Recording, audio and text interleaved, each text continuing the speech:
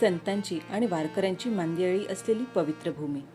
आज आपण आलो आहोत प्रत्येकाच्या मनाला भुरळ घालणाऱ्या देवाची आळंदी येथे.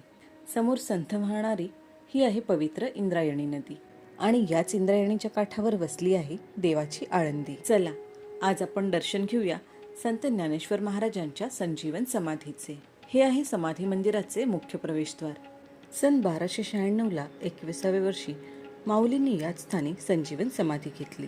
1580 ते 1600 या दरम्यान आंबेकर देशपांडे यांनी समाधीवर कायमस्वरूपी देवस्थान बांधले. मराठा साम्राज्याच्या काळात मराठा सरदार आणि पेशव्यांनी मंदिरात महत्त्वपूर्ण भर घातली. मंदिरात पाऊल ठेवताच टाळ मृदुंगाचा गजर आणि ज्ञानबा तुकाराम या नामाचा जयघोष थेट हृदयाला भिडतो.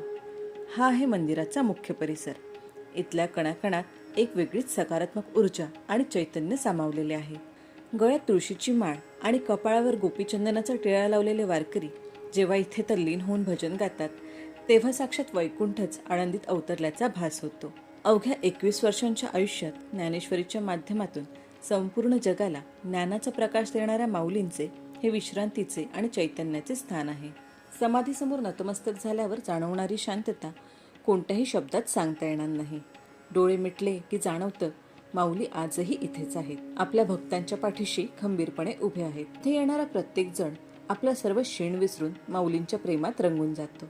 आळंदीला केवळ भेट देणे हा एक प्रवास नसून ती एक आत्मानुभूती आहे.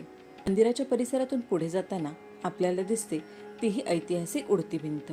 कथा अशी आहे की जेव्हा महान योगी चांगदेव महाराज वाघावर स्वार होऊन आणि हातात सापाचा चाबूक घेऊन ज्ञानेश्वर माऊलींना भेटायला आले तेव्हा त्यांच्या स्वागतासाठी माऊली, निवृत्तीनाथ, सोपानदेव आणि मुक्ताबाई याच निर्जीव भिंतीवर बसून त्यांना सामोरे गेले होते.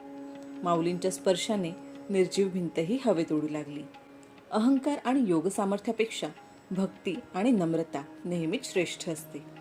हाच केवढा मोठा संदेश या उडत्या भिंतीने आणि माऊलींनी संपूर्ण जगाला दिला. इंद्रायणीच्या पाण्याला स्पर्श करताच मनातील सर्व कोलाहल शांत होतो. इंद्रायणीचा शांत काठ, उडत्या भिंतीचा इतिहास आणि माऊलींची समाधी हे सर्व आपल्याला आयुष्याचे खरे सार समजावून सांगतात. पुन्हा भेटूया अशाच एका नवीन आध्यात्मिक प्रवासात. तोपर्यंत मनाने आळंदीतच राहूया.